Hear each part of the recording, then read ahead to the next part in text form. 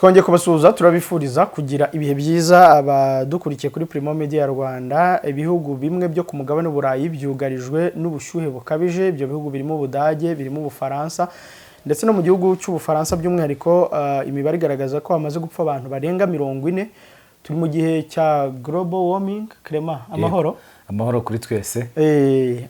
Ubushyuhe ariko nani Kigali ni bwinshi nubwo bitaragera ku rwego rwo bwinshi, ariko bwo ntabwo bwari bwaba nk'icyorezo nk'uko turi kubona muri ibyo bihugu ngo bwice n'abantu. Bwari bwawundi busanzwe bwo mu Rwanda mu kwezi kwa Kamena, Nyakanga na Kanama mu gihe cy'impeshyi cyangwa iki. Yego nari ntangiye mbivuga ko turi mu gihe cya global warming, aho isi yashyushye cyane. Ibihe bigenda bihinduka, ingaruka z'ibikorwa bya muntu ariko nanone zikabigiramo n'uruhare. Yego, kubera kuraza gusanga muri ibyo bihugu waruvuze haruguru ari nabwo muri bimwe muri byo ari ubwa mbere bagize ubushyuhe buri kuri icyo gipimo. Yego, kubera mu Bwongereza, mu bwami bw'Abongereza amashuri asaga 300 yamaze gufunga imiryango kubera ko batanze n'umuhuburo ko ubushyuhe bukomeza kwiyongera muri no minsi muri kino cyumweru. Nko muri Scotland nabonaga yuko buzagera kuri 25% kandi bitaragera bibaho mu mateka. Urundi abantu bazi muri Scotland harakonja ku buryo bagera no muri degree Celsius munsi ya 0. Yego. Clement, ibi rero biraturuka kuki? Niba twari tuza ahantu nkaho ngaho nko muri Scotland ahantu hari hakonje kuri urwo rwego. Yego. Ubu abantu bakaba batangiye kwicwa n'ubushyuhe. Ibi bintu biraturuka kuki? Bagaragaza yuko ahanini ari imihindagurikire y'igihe ariyo cyangwa se y'ikirere igenda ibitera, kuko nk'ikigo cy'igihugu gishinzwe ubumenyi bw'ikirere mu Bwongereza cyatangaje ko ari imihindagurikire y'ikirere ariko itarigize ibaho. Ntabwo ari hatangazwa nyirizina cyangwa hakorwa ubushakashatsi bugaragaza icyita rusange cyaba cyateye izamuka ry'ubushyuhe ku gipimo nk'iki ngiki, kuko barimo baragaragaza ko gishobora no kugera mu bice bimwe na bimwe kuri degree Celsius 35. Ariko nk'umuntu wo muri Afrika ashobora kumva wenda avuga ati 35 uko mu bihugu bimwe bya Afrika bayigira n'ibi kibazo. Nuko bamenyereye kwibera no munsi ya 0 nkuko babivugaga, bakageza ubwo bajya muri mayinazi. Urabona kandi bakagira n'igihe kinini cyo kumara amezi 3-4 bari mu gihe cy'ubukonje bukabije.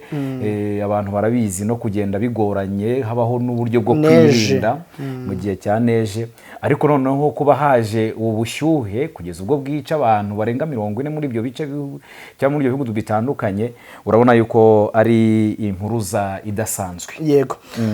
Reka tunyarukire gato mu gihugu nk'Ubudage. Dufiteyo umuvandimwe Siborurema Fulgence Siborurema, tumwitabaze ku murongo wa telefone twumve uko bimeze. Fulgence, muraho neza? Muraho mwiriwe, amahoro? Yego, amahoro kuri twese. Ndi kumwe na Ndayisenga Clement, turi mu kiganiro turimo turaganira kubijyanye n'ubushyuhe bukabije ku mugabane w'Uburayi, by'umwihariko tukuyambaje nk'umuntu uri mu gihugu cy'Ubudage mu mujyi wa Cologne. Mwebwe byifashe bite? Kirango ni ibintu bidasanzwe ubwabyo kubibona, kubera ko nkanjye maze imyaka 3 hano mu Budage. Uko umwaka uvaho kunduza niko tubona ibintu bihinduka. So hano dufite ubushyuhe buri ku kigero nyine udashobora kwihanganira. Muri kuri kangahe? Hano Cologne dufite 37. Mu gihe mu busanzwe ubundi tumenyereye kuba kuri 17, 18, 21. Nuko ngo hiyongereho hafi 20 degree Celsius. Exactly, biri hafi kwikuba kabiri. Ubusanzwe aya masaha mwakabaye muri mu kazi. Uri mu kazi? Anje ntabwo ndi mu kazi kubera ko nkora ibijyanye n'udraftman. Ubwo ni nko gukora nko gushushanya nyine ibishushanyo mbonera, ariko bikeneye kwigwaho mu bundi buryo nyuma y'uko nge mbirangije. So hano rero ukuntu bigenda ibijyanye n'akazi, iyo tugize ibihe nk'ibi ngibi bivugana n'umukoresha mukareba uburyo mupanga uburyo akazi kazagenda ntikangirike. Ariho usanga bamwe bafata ibiruhuko bitateganyijwe, usanga nyine umuntu avuye nko mu Budage aragiye ubifitiye ubushobozi, cyangwa se tuvuga urugero nkanjye nkanjye ubu ngubu ndi gukora ijoro kuko nibwo byibura umuntu ashobora kugira akaweda akoreramo. Yego, ikirere cyiza. Ubwo mu masaha y'ijoro wenda muba mufite kangahe? Biramanuka bikajya muri 24, hagati ya 24 na 27, ubwo biterwa n'umunsi. Birimo biragira ngaruka kirere ku buzima bw'abantu. Twabonye ko mu Bufaransa bagera muri 40 niba batarenze ubu bamaze gupfa. Mwebwe biri kubagiraho ngaruka cyangwa mu Budage? Ingaruka ya mbere ni byo gukorera muri we bidasanzwe, ubamo rimwe na rimwe ugakorera ugasa nk'ukorera ku gitutu utishyizeho cyangwa utashyizweho n'umukoresha wawe. Hanyuma rero indi ngaruka ikomeye, ngira ngo si mu Bufaransa gusa abantu bapfa na hano barapfa, ahubwo biterwa. Ndabona agiye ahari, turaza gukomeza tumushake. Ihuzanzira ntabwo ribyemeye neza, ariko turakomeza tumushake. Urumva arimo aratangira dusobanurira, ariko ntabwo ndinjira neza. Ego Fulgence, wari urimo utubwira ingaruka ko aho ngaho naho abantu bapfa. Hano wenda hari aho bitandukaniye n'ahandi uko mbyumva. Hano hapfa abantu bageze mu zabukuru batabasha kwiyitaho. Kurumva hano umuntu w'umujeni iyo hanze hamushyuhiye ajya mu nzu agacana isi zamunanira akajya muri pisine, cyangwa begereye amazi bakajya mu mazi. Urumva hano ho abapfa ngira ngo nabegereje mu zabukuru n'abana batoya nibo bagirwaho n'ingaruka cyane. Muri pisine se ho amazi ntabashyushye? Bafite amatekinoloji yabo bakoresha ku buryo amazi aguma yakonje. Yego. Hanyuma ikigo gishinzwe iteganyagihe aho mu Budage kiravuga ko biri guturuka kuki? By'umwihariko ni uko mwabivuze, ubundi nta gishyashya, ni za ngaruka z'ibiremwa muntu bagiye bakora, cyane cyane urabona nka mu Budage ngira ngo niho hantu hari inganda nyinshi ku isi, so byanze bikunze bigomba kubagiraho ingaruka. Nkurikije uko mbisoma ku makuru buri mugoroba, nyine biterwa n'izo ngaruka z'inganda, kandi ukabona ntacyo kubikoraho, nta gisubizo batanga. Inzego zibishinzwe zirababurira iki? Zirababurira abaturage kwitwara bate? Kuguma mu nzu zujuje ubuziranenge igihe biri ngombwa, igihe usohotse ubwo imodoka nazo zigomba kuba zujuje ubuziranenge kugira uzigendemo. Ubwo ubuziranenge ni ubuhe? Ubuziranenge hari ibyuma bashyiramo, ntabwo ndi kubasha kubyumva mu Kinyarwanda, tubyita AC. Biriya bitanga umwuka uguhehereye mu gihe cy'ubushyuhe, bigatanga ushyushye mu gihe cy'ubukonje. Ubwo rero abantu baragirwa inama zo kuba bafite ama AC akora neza, ukagura utuvandarateri tugendanwa, ku buryo nyine igihe ubushyuhe bukumereye nabi. Tekereje ko hari amahisi bagenda bakora, amahisi ubwo sinzi ukuntu nabivuga, uburyo amabarafu bagenda bakora ku buryo ugenda muri superimarishe ukazigura, ku buryo isaha n'isaha igihe wakumva ushyuhiwe cyane uziyegereza kugira ngo uticwa n'umwuma cyangwa ukazisukaho. Kugira nyine umubiri ubashe kwakira ubushyuhe buhari. Nta ngaruka ubwo bushyuhe bukabije buri kugira ku bacuruzi n'ibicuruzwa? Oya, ntabwo ndazi experiencinga, kereka nyine nk'abantu bazifite izo nganda nini bumva bahindura imikorere n'uburyo basanzwe bakoramo, ntekereza ko aribo bigiraho ingaruka cyane. Ntabwo biri kwafekta economy mu buryo n'inzego zishobora kujya kuri televiziyo zikaba zabitangaza, cyangwa abasesenguzi mu by'ubukungu? Ku kijyanye na ekonomi ntabwo nagira icyo nkivugaho, ariko ku bijyanye n'ubuzima rusange, like my experience, nk'ejo nabonye bwa mbere umuriro ugenda, mu kanya gaciyo batangaza amakuru kuri televiziyo ko n'ubundi biri guterwa n'ibyorezo nk'ibyo ngibyo. Ubushyuhe bukabije muri kubwita icyorezo? Icyorezo kinini. Hanyuma mu Bwongereza ko amashuri yamaze guhagarara kubera ubushyuhe bwinshi, mu gihugu cy'Ubudage ibikorwa rusange byo biracyakomeje birimo n'amashuri? amashuri hano ntabwo akomeza iyo bigeze igihe nk'iki, ngira ngo tugeze mu bihe by'ibiruhuko nk'uko kalendari y'umwaka waba upanze. Yego. Hari amashuri amwe n'amwe batari kuri iyo kalendari, bikaba ngombwa ko bafata akaruhuko gatoya kuko ntabwo bitwara igihe kinini nk'uko babitubwira. Ubu bivuze ngo amashuri nayo yari atararangiza umwaka w'amashuri nayo yafashe akaruhuko kugira ngo bino bihe bidasanzwe birangire. Yego, nibyo mbona. Mu bantu basanzwe bakora se mu kazi ntihariho imiterere y'akazi nabwo urumva bijyanye n'ubukungu, abantu bashobora no kubura uko bakora cyangwa n'umusaruro batangaga ntushyike ko bari basanzwe bitwara mu buzima busanzwe. Aho niho navuze haruguru ngo ibigo binini nibyo bigiraho ingaruka nk'izo ngizo, ariko nk'abakozi bo mu masuperimarishe ntacyo babihinduraho. Ugomba kujya guhaha arajya guhaha kuko nta yandi mahitamo abifiteho. Yego. Ariko ibigo binini byanze bikunze bifite uburyo bibagiramo ingaruka. Kurumva niba umuntu afashe ikiruhuko kitateganyijwe mbere akasuhuka akajya nko muri Afurika n'urugero, akamara yuko kwezi, urumva byanze bikunze umusaruro yagombaga gutanga warumye. Nta kindi kiguzi se kiri mu byo asabwa kwifashisha muri iki gihe, kuko nabonaga nko mu Bwongereza mu byo babasaba kwitwararika muri iyi minsi barabakangurira no kunywa amazi menshi, kugerageza kugabanya ingendo z'aho bajya. Urumva no biwe bigenze gutyo ubwabyo ugatangira gushyirwaho amategeko n'amabwiriza, byanze bikunze hari ingaruka zindi zigenda zikugeraho. Ibyo ntatwe bituriho, nibyo navuze. Urumva usabwa kuba ari ahantu hujuje ubuziranenge. Ubwo hujuje ubuziranenge ni ahantu hari ibyo byuma by'ikoranabuhanga byakozwe kugira ngo bigufashe gukomeza kubaho. Yego. Kandi nta muntu uhari ngo abigufatire, urumva ni wowe ugomba kubyimenyera ku giti cyawe.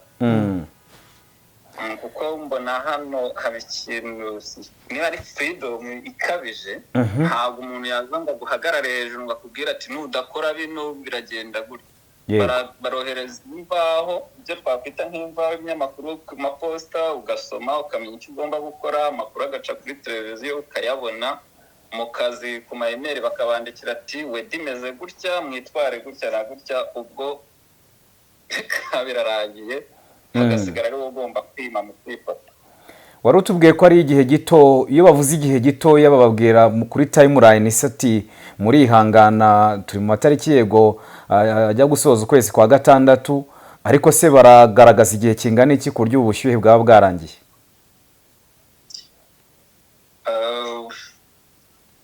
Ntabwo nabisomye neza, ariko ubu bushyuhe twe hano dufite bukabije, inyangandaho gato. Yego. Twateganyirijwe ko bugomba kumara ibyumweru 2 uhereye ku wa gatanu w'icyumweru gishize, hari ku itariki zingahe ubwo? Ku wa gatanu w'icyumweru gishize hari ku itariki 19. Byateganyijwe kuva ku itariki 19 kugera mu matariki 5. Ndumva ntabwo nabisomye neza, urumva nk'umunyamahanga nsoma amakuru y'ingenzi nkamenya icyo gukora muri icyo gihe. Ntabwo nyine nzi igihe runaka, ariko bateganya nk'ibyumweru 2. Hanyuma Fulgence, watubwiye ko imyaka 3 maze mu Budage, uko umwaka ushira undi ugataha bigenda bihinduka degrés Celsius muba muriho muri uko kwezi. Ni ukuvuga ko no mu myaka nk'itatu iri imbere bishobora kuzarenga aho bigeze kuri ubu rero, kuko watubwiye ko nta n'icyo ubona inzego zibishinzwe zibikoraho. Nkurikije uko mbibona cyangende ku byo nabonye, nk'umwaka ushize twigeze kugira umunsi twanditse 46. Ubwo byanze bikunze nta gahunda yo guhagarara. Sinzi niba ari icyo wakongeraho wenda dusoza ikiganiro twari tugiranye. Ntekereza ko ntacyo narenzaho. Yego. Ubwo abakoresha imbaraga z'amasengesho no gusenga nibyo narenzaho. Yego, urakoze cyane, turagushimiye. Mugire umunsi mwiza namwe. Yego, namwe kandi mukomeze kwihangana. Murakoze cyane. Kuri iri segonda nibura abantu 16,000 bari mu kirere mu ndege bava ahantu hamwe bajya ahandi. Kuzenguruka isi bisigaye byoroshye ku buryo uko turi miliyari 8 dusa naho turi abaturanyi kubera uburyo bwo gukora ingendo bisigaye bikorwa. Ikibazo nuko gutegura urugendo bigora. Gukora reservation ya tike y'indege, gushaka visa, ubwishingizi bw'urugendo. Amahirwe twagize nuko hari abantu bazobereye muri ibi bintu kandi biyemeje kudufasha. Abantu nka Ireme Travel Agents Limited, kompanyi nyarwanda iri mu zambere muri service zo gutegura ingendo, ubukerarugendo no kwakira abantu. Kompanyi yemewe n'ihuriro mpuzamahanga ry'ubwikorezi bwo mu ndege IATA. Niba wifuza kujya mu mahanga ku mpamvu izo arizo zose, icyo bigusaba ni ugutekereza urugendo rwawe gusa, ubundi ukegera Ireme Travel Agency bakagukorera reservation ya tike y'indege, bakagufasha gushaka visa, bakagukorera reservation ya hoteli, bakagukurikiranira ibya assurance y'urugendo. Iyo uturutse mu mahanga cyangwa se ujyayo, bagufata ku kibuga cy'indege ku giciro cya 50% cy'abandi babikorera. Ku bantu bari kure kandi bashobora kwishyura hakoreshejwe ikoranabuhanga online payment, tuguha link ubundi ukishyura. Ireme Travel Agency ikorera mu mujyi wa Kigali muri Mike mu nzu yo hasi mu muryango wa G41. Hamagara 07 85 36 48 cyangwa 07 89 88 ushobora no kwandika email kuri info@iremetravel.rawa. Wanasura urubuga rwa internet wa@iremetravel.rawa. Inkuta cyangwa dare ntibikomezwa n'ubwoko bw'isima cyangwa uruvange rwa beto. Oya, ahubwo bishingira ku banga bw'umwubatsi uzi kwitegereza terre n'icyo inyubako ikwiriye. Urakaza neza mu kigo cy'ubwubatsi cya Messe Limited. Wihendwa n'abatari bo, nitwe bubatsi bizewe kandi bashoboye mu Rwanda. Turi inzobere zaminurije kubaka, tubikora ku biciro bitoya kandi turi mu rugaga rwemewe rw'abubatsi. Naho ubuhamya uzabuhabwa nabo twubakiye mbere, twatuje hasa no mu ngoro. Ibiro byacu biri i Kigali ku Muhima. Duhamagare kuri 0783 96 663. Uvuze ibyo kunywa amazi, unyibutsa amazi iminsi nandika kuri stat ya WhatsApp mbwira kunywa amazi. Mu byo bari gusaba abantu rero nko mu gihugu cy'Ubwongereza ariko urumva n'amabwiriza rusange urumva naho ku mugabane w'Uburayi, abaturage basabwe kunywa amazi menshi, kwirinda gukora imirimo ivunanye kuko ukoresha imbaraga nyinshi kandi mu bihe ubwabyo buno bushyuhe bwagutwaye imbaraga. Kongera kuzikoresha rero ubwabyo urazimara kandi biragusaba gukoresha izindi imbaraga zidasanzwe ufite udabona kugira ngo uzibe icyo cyuho. Mu masaha rero yo kumanywa ntabwo ugomba gukora imirimo ivunanye ndetse no kuguma ahantu hari umwuka uhagije. Bikajyanirana rero no gufasha abantu bafite ibyago byinshi byo kwibasirwa n'ubu bushyuhe. Nkuko Frushanza bitubwiye mu Budage ati abantu bari kwibasirwa cyane n'abageze mu za bukuru n'abana. Ariko n'abana burya ntabwo basigana n'abageze mu za bukuru kuko n'ubundi baba mu byiciro bimwe.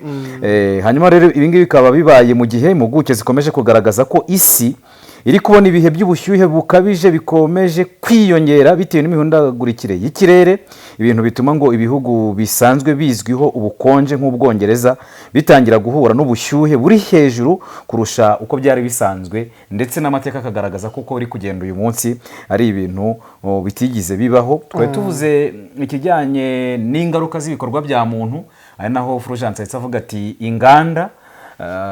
Twari tuvuze nanone imihindagurikire y'ikirere, ariko noneho nabonye hari n'ibindi bavuga ko hari umuvuduko mwinshi w'umwuka, ibyo bita high pressure system cyangwa se heat dome. Ibingibi bikaba ngo ari muri iki gihe kinini cyangwa se igice kinini cy'Uburayi muri iki gihe cyugarijwe n'agace k'umuvuduko mwinshi w'umwuka, agafata umwuka ushyushye ukaguma ahantu hamwe igihe kirekire.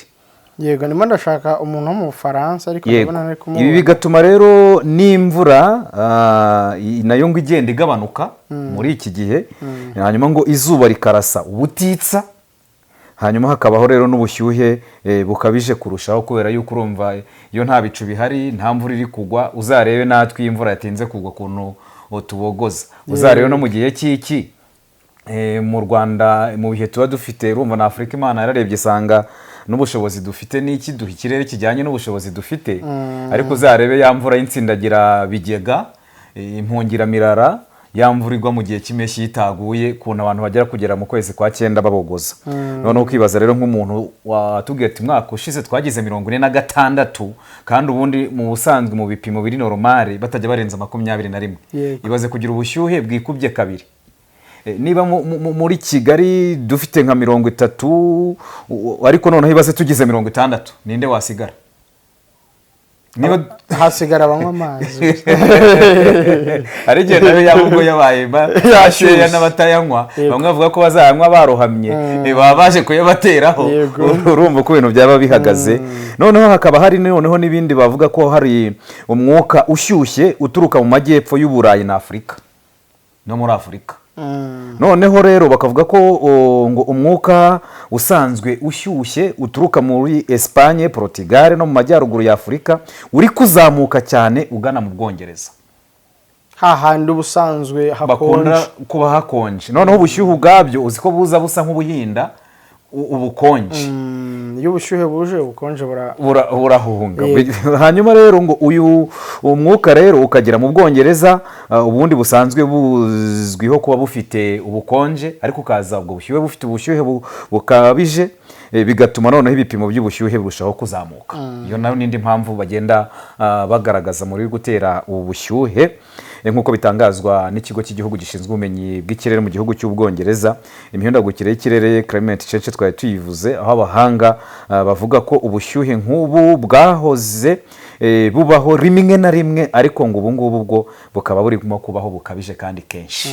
Bakabona ko ngo ari ubwa mbere bari kugera kuri ibi bipimo bimeze gutya.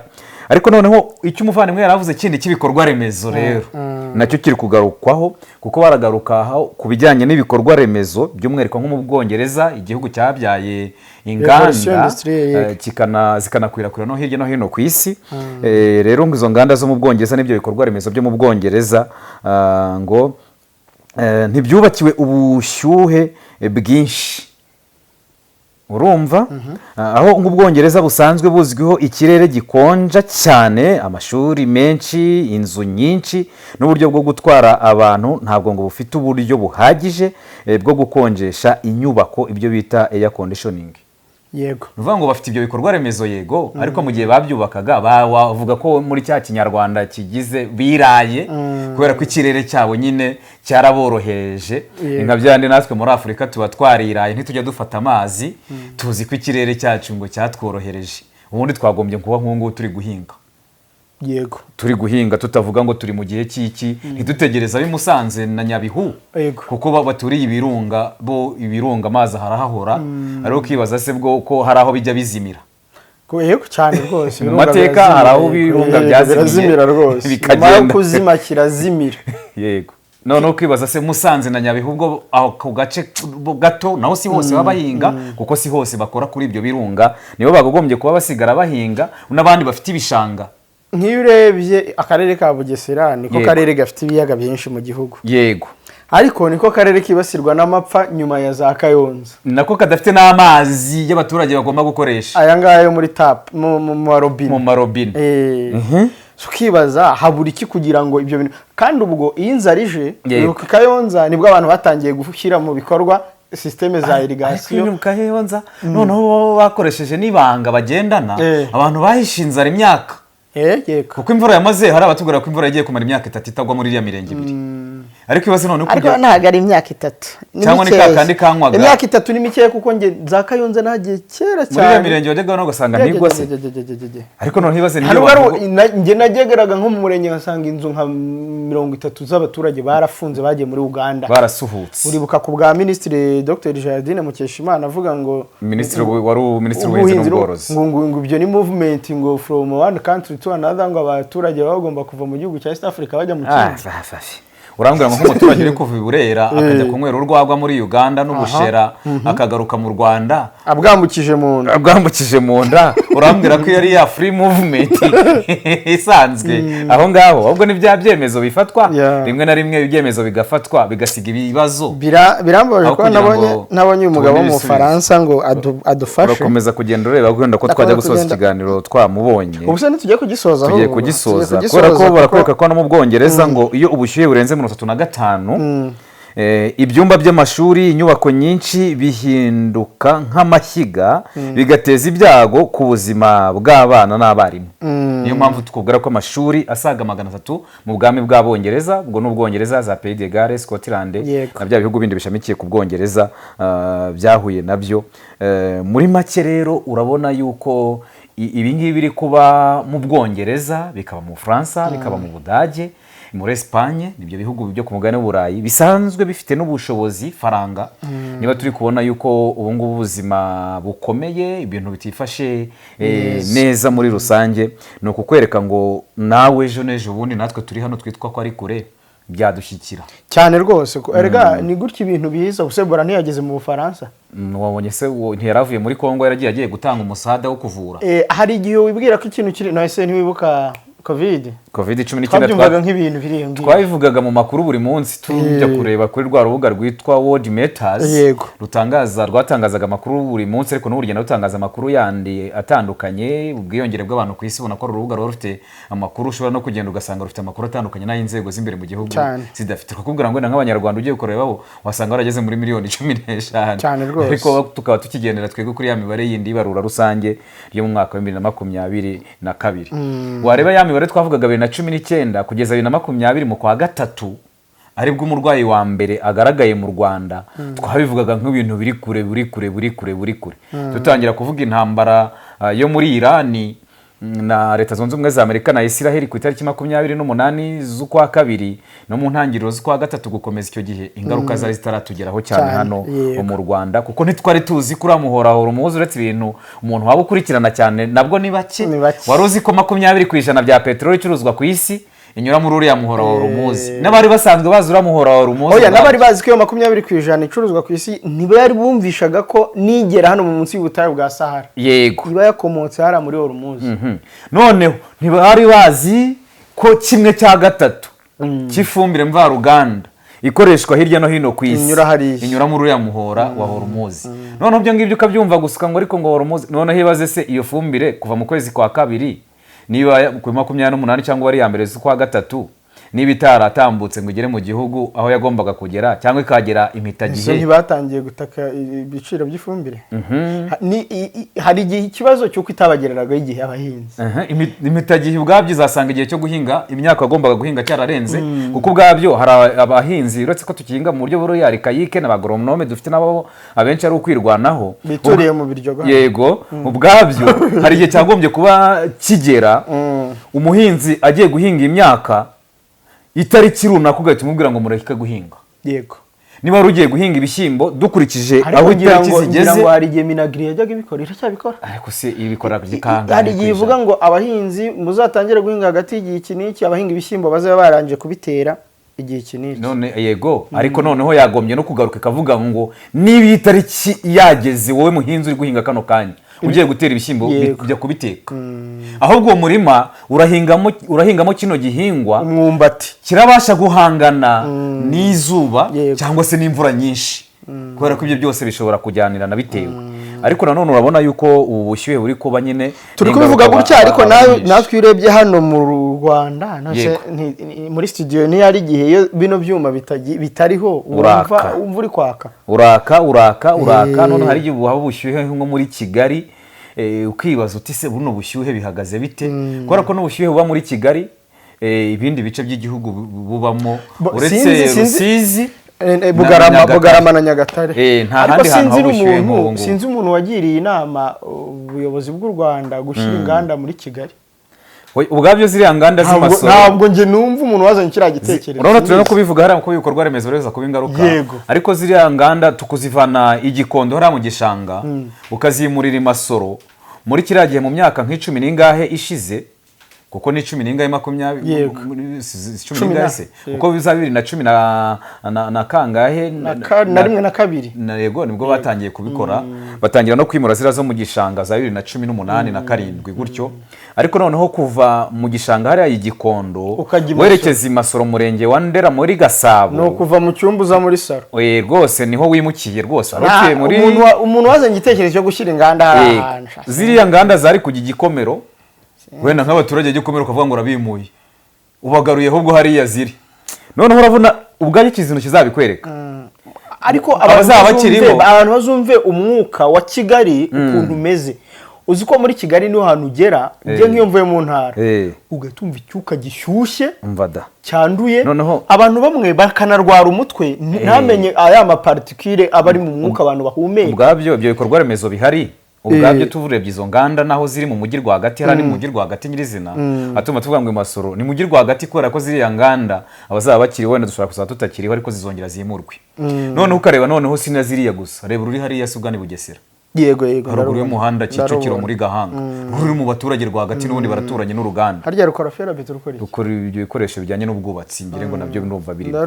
Noneho ukareba ahantu ruri narwo ukabona ko noneho narwo ruturanye n'abaturage, narwo byanze bikunze imyaka rwaba rufite nanone sizaba ari myinshi cyane ukurikije nuko ibintu bigenda. Ukareba noneho izo nganda twavugaga ugakurikizaho na ya myobo dufite muri Kigali ubwayo bushyuhe buba buvamo uko ibingana. Ibyo byose rero wabiteranya birajyana n'ingaruka z'ibikorwa bya muntu yego, ariko n'ibyo bikorwa remezo, ariko noneho no gutekereza kure kwagutse. Niba mu Bwongereza bari kutubwira yuko aribo batangije impinduramatwara yo kubaka inganda, iyo revolution y'inganda, revolution industrielle igatangirira mu Bwongereza nk'igihugu cyari kizi ko gikonja cyane ntigishireho ubwo buryo bwo kuvuga ngo reka dushaka ubushyuhe cyangwa se ubukonje mu gihe twashyuha. Noneho twebwe se ubu ngubu dufite ubukonje bungana gute mu gihe tuba turi muri kino gihe kimeze gutya? Ese bwo izo nyubako zacu ubwo mu gihe twagira ubushyuhe bukabije twakwitabaza iki? None se umuriro ko tujya tunawubura mu gihe bwo twagira ubukonje bukabije? Wumvise ko ari inkuru kuba mu Budage habuze umuriro hara muri Cologne? Tubwiye ko ari ubwa mbere mu myaka 3 amazeyo, ariko hari nabo bakubwira ngo umuntu aravuka agapfa atarabona umuriro ugenda. Kubera ko niyo mpamvu abenshi iyo baje ino umuriro uragenda umuntu ukabona aracanganyikiwe neza ameze nk'ugwiriwe nijoro cyane rwose. Ngira ngo twasoreza aha, nakomeje gushakisha tuzakomeza n'ubundi gukurikirana mu Faransa, nshakisha no mu Bwongereza ndabona ntari kubafatisha. Yego urumva bitewe n'amasaha urumva birashoboka ko bataba ari kuboneka, ariko urumva niba Fulgence atubwiye ko ari byumweru bibiri ni byinshi kandi urumva ni ikigereranyo bishobora no kuba byakwiyongera. Dushobora no kuzongera mu gihe twaba twabonye mu Bwongereza, mu Bufaransa cyangwa no muri Espagne, tukazareba ese ngo byifashe bite, ingamba ziri gufatwa nizihe, kuko urumva nabo ingamba nabo basa nk'abantu batewe nabo batiteguye. Urabona yuko natwe abaraho gutekereza ngo tumenye ngo bibaye byagenda bite, nubwo muri Afrika turabona ariko nyigisho ubwazo kuzishyira mu bikorwa biragoye. Ndabona umuntu wo muri Amerika nawe nari mubaje nimwe bw'ubushyuhe bumeze bute, arambwira ngo ahenshi buraringaniye. Kuko buraringaniyeho kuko abonye ko nejo bundi mu mukino wahuje ikipe y'igihugu y'Ubufaransa na Iraq umukino uhagaze amasaha 2 kubera imvura. Iyo imvura iragwa amasaha 2 rero urumva bari amasaha menshi ko n'ubwa mbere bayeho mu gikombe cy'isi kuva mu mwaka wa 1930. Urumva ko aba ari ibintu bidasanzwe, ariko ubwo bushyuhe bwo mu Bwongereza nabwo ku bantu bareba amashusho amafoto ubona abantu bavuye mu nzu bagandagaje hanze bicaye bambaye twenda ko kuvuga ngo umuntu yambaye hafi bya ntabyo, kubera ko wa mwenda urawambara nawe ukagushyuhira. Ubwo rero nawe utekereze ngo mu gihe byaba wowe wakora iki. Yego reka dusoreza Clement, ndagushimiye cyane, dushimira umuvandimwe Sibo Rurema Fulgence waduhaye inyunganizi uri Cologne mu Budage. Ubwo nituramuka tubonye n'abari mu bindi bice by'Uburayi cyane abari mu Bufaransa ndetse n'abari mu Bwongereza, dushobora nabo kuzabavugisha tukumva uko bimeze. Ubwo ni no gutekereza ariko mu bindi bihugu natwe nko mu Rwanda icyo gitekerezo nari nzamuye cyo kuvuga ngo umuntu wazanye inganda Masoro, nabyo ubwo ni ibitekerezo umuntu aba nazemo gusa kubera ko tutari no expert mu bijyanye n'inganda, wasanga tunabivuze mu buryo nyine bwacu bw'abaturage, ariko hari n'aba expert rero bagenda babigaragaza. None se nabonye umu engineer wubatse inzu yavuze ko bafite ngo expertise no mu mazi yawe no mu mazi ngo bazubatsemo. Reka dusoreza Clement, wakoze cyane. Mwakoze namwe abari badukurikiye, ariko ntabwo twabura kubwira abantu wa mugabo wo mu karere ka Rubavu mu burengerazuba bw'u Rwanda ukorera ni Kongo Nili. Ni umugabo witwa Rambaramba Majosh. Uyu ni umugabo rwose ushobora kugufasha nko mu gihe ukeka ko umuntu wawe bamuroze. Yagufasha. Kandi abantu basigaye baroga cyane ngo kera harogaga abantu ngo bakuru. Bakabazi ko ngaga gakecuru kajya ngo kana gakecuru n'agashimiste. Abantu batinyaga kujya ku mukecuru babona ushaje babaga bataya nta bamenya. Hari uwo bavugaga niyo twahuraga njyewe nahitaga mpindura inzira. ariko nta nduru bivugira ubusa ku musozi. Yego nanone abantu rero barozwe cyangwa ukeka ko uwawe yahumanyijwe ushobora kwitabaza Rambaramba akagufasha. Majosh Rambaramba akorera ahantu hitwa Ikongo Nili muri Rutsiro, agakorera Rubavu, ariko kandi wanamuhamagara ukamubwira uti ngwino ndebere. Ese yabaye umudugudu. Yego wamuhamagara ukamubwira uti ngwino ndebere umuntu wanjye nkeka ko bamuhumanyije, yaza akakugeraho akareba, kuko abanyarwanda barabizi neza ko bijyanye no kurutsa amarozi no kugira gute ni ibintu mu muco nyarwanda byahozeho n'ubu ngubu hirya no hino mu Rwanda biracyari, n'ubwuvuzi gakondo bugenda busimburwa cyane n'ubuvuzi bwa kizungu. Ariko ntabwo ntuzi ko nibawe wambwiye uti hari igihe umuganga kureba akakubwira, igihe muganga kurya kara akakubwira ati nyamara uko byagenda kose gushakishiriza hatari byaba byiza ugiye kureba na hariya, ko ari n'umuntu ujya kwa muganga bakabura indwara completely. Hari uwonzi mu minsi ishize yagiye kwivuza mu rami indwara baramusezerera ahita ayoboka Kinyarwanda. Yego nanjye nigize ndwara utuntu ku ruhu, njya kureba umuganga witwa Dr Kimonyo, sinzi niba agikora, abantu baramuzi, ni umuganga uvura uruhu uzwi cyane. Arande barahambwira ati mzee atoya njya gushakishiriza iyo nyine muri abo baganga. Niyo mpamvu nabivuze ngo kera bavugaga ko ari abantu bakuru, ariko n'ubu ngubu ngo abato nabo basigaye bafite izo ngeso rwose. Ntabwo kuroga ubundi ari iby'i Rwanda, nubwo wenda ari abantu narogaga ari abanyarwanda, ariko si ubundi urunguka iki waretse yakaremye akaba ari ikamena. Ariko rero niba byagushyigikiye nawe ukaba bakubuzemo indwara n'iki ntawamenya, yego wagerayo bakagufasha. Ni kuri 0792 yego 24 80 43. Nyabuneka utekereza ko hari uwawe waba ufite ikibazo cyangwa nawe utiyumva neza rwose wanyarukirayo, cyangwa ukamuhamagara ukamubwira uti ngwino unsuzumire umuntu wanjye undebere. Reka dusoreza Clement, mwakoze namwe abari badukurikiye. Asante sana. Buri gihe uko usoje imirimo, iyo nta gahunda z'umuryango zihutirwa zigutegereje mu rugo, wifuza kuruhura ubwonko no kuganira nabo mwungurana ibitekerezo ku kazi kawe cyangwa ku iterambere ry'ubuzima, nguhitiyemo kwa Jados Bar Restaurant and Coffee. Aha niho hantu hatuje kandi hari smart, kuko baguha serivisi za 5 stars, waba wifuza kuhafatira amafunguro ku manywa, kuhakoreshereza komandi ikagusanga iwawe mu rugo, ku kazi kawe ndetse n'ahandi waba uherereye, cyangwa kwasangirira n'abawe icyo kunywa, yaba ibisembuye n'ibidasembuye. Ngaha ahantu hari smart mu mujyi wa Kigali kwa Jados Bar Restaurant and Coffee, bafite aho mwaganirira hatuje, mwifuza gukora inama zaba iz'akazi, inama y'ubukwe, aho mwakwiyakirira muvuye gusezerana. Bafite ahantu hatuje hisanzuye kubifuriza abanyi isabukuru nziza n'ibindi birori. Bafite sale z'imyidagaduro, harimo aho berekanira imipira yose by'umwihariko yo ku mugabane w'Uburayi, aho gukinira biyari kandi zirenze imwe, ndetse n'abakunda gususuruka bafite bande ya karaoke n'igisope buri weekend. Bafite umwihariko w'akabyiniro night club. Jados Bar Restaurant and Coffee Shop ni ku Gisozi ujya Beretwari, ahegeranye n'icyapa cya bisi zijya mu mujyi. Bafite n'andi mashami hafi ya gari y'Abatsinda ndetse n'i Kanombe mu Busanza. Kubifuza ko serivisi zacu zibasangaho muri, mwaduhamagara kuri 0788 35 11 27. Jados Bar Restaurant and Coffee Shop, urugero rwa serivisi zinoze kandi zihuse mu Rwanda.